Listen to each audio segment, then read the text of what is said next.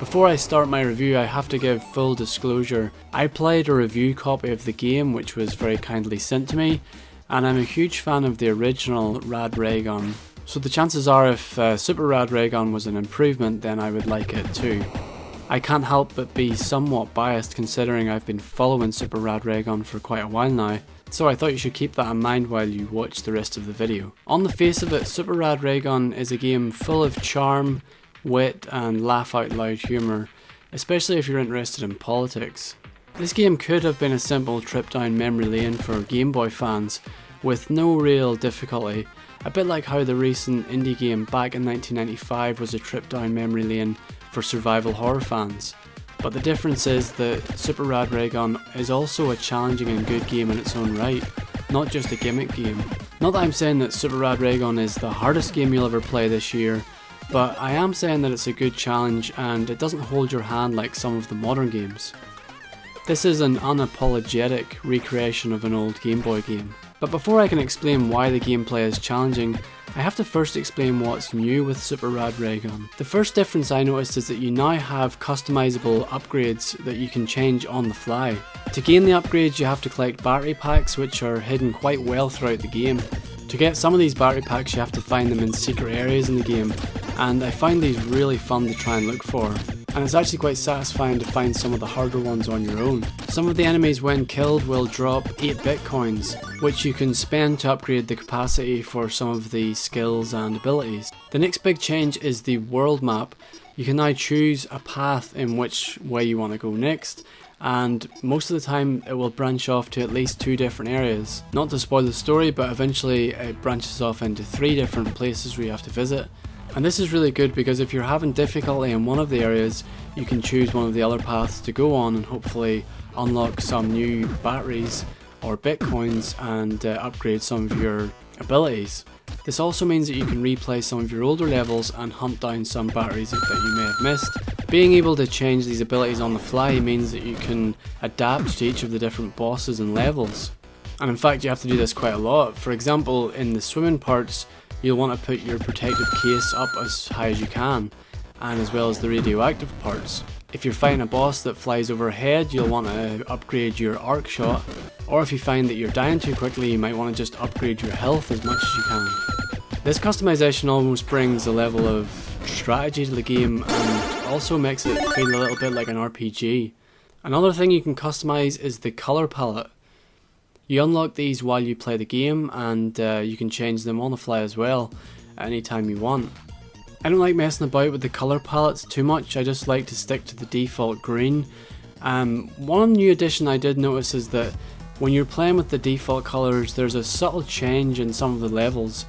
We can see a bluish, almost steel colour in this industrial area, a darker tone that shows off the griminess of New York, and the green tones of the underwater sections.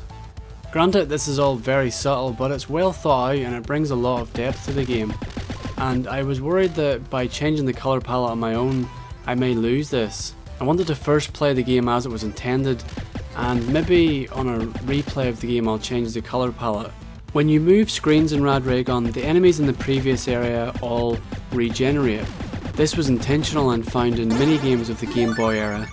I'm no expert, but I think it probably had something to do with how much memory some of these games would have, and not having to store information on, say, enemy positions would save a lot of memory, so they just reset when you move from screen to screen. This is something that is purposely used against you in Rad RayGun to increase the difficulty. For example, this Berlin Wall boss fight, if you're not constantly staying on the same screen as the Berlin Wall, it'll actually regenerate. I couldn't understand why I couldn't beat it one of the times, but it was because I shot it a few times, then moved back a screen, and when I came back I think the wall had pretty well regenerated. But this is something that you can actually use to your advantage. If enemies are chasing you down, you can just basically run to the next screen and they'll not be chasing you anymore. And in fact, quite a lot of the enemies you can just jump over and run away from. But not only can you use this to just run away from enemies, you can also use it to your advantage in this specific platforming level. When you jump up and fall back down, the block that used to be crumbled away actually will respawn. and there's no doubt in my mind that this was used purposely to show off what way you can actually use this to your advantage. I'm going to make what some people might think is a strange comparison, and I'm going to compare Super Rad RayGun with Dark Souls. Not by how difficult the game is, but by how the difficulty is structured and how the gameplay is structured. Most of the levels in Rad RayGun follow one simple goal: get to the end of the level and kill a boss. In both games the enemies have the same role: to chip away at your health as much as they can to make the boss more difficult to fight. In Dark Souls, the more health you lose, the more Estus Flask you lose, but in Super Rad RayGun, the more health you lose, the chances are you're going to start losing some of your lives, which are kind of like Estus Flasks, because they let you have another try. If you die at the boss and you don't have any more lives left, you have to restart the entire level again, much in the same way you would in Dark Souls if you died at the boss. In both games, the boss fights themselves are all about learning their attack patterns and knowing when to attack and when to hide or defend. By the way, a tip to fighting most of these bosses: most require you to use your agility level 1 to slide under a narrow passageway. Once you're sliding into the boss level, you can quickly change that ability and put it onto, say, your battery so that your energy respawns quicker. I'll give you an example of a boss strategy I had to learn. You have to fight this tank twice. The first time you could jump over its head when it was in its lower state and not whenever it was standing upright. But the second time you fight it, you have to jump over it whenever there's lots of clouding away. Now, trying to jump over it when it's lowered, the tank does this kind of uppercut move. So you have to just learn quickly that only jump over it when it's when there's smoke all over the place and he's standing upright, like now. And if you try and jump over him when he's lower, he does this uppercut. So knowing that and knowing that he'll do that every time makes this boss fight so much easier. It may look like this is just absolute craziness going on, explosions are happening everywhere, but once you learn the boss's strategy, it actually can be killed quite easily. And that's what I love about Super Rad RayGun. It's all about trial and error, and lots of small gameplay mechanics that come together and work really well together.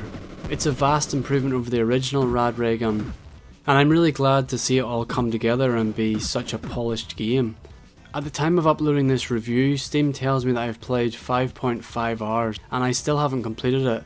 There's lots of replayability here and I would highly recommend it to anyone thinking of buying the game. The game launches on the 8th of November and it will be £9.99, and you get the soundtrack free if you buy it in the first week. So go out and buy it to support the devs who created this fun game. If you don't, you're missing out on a real gem.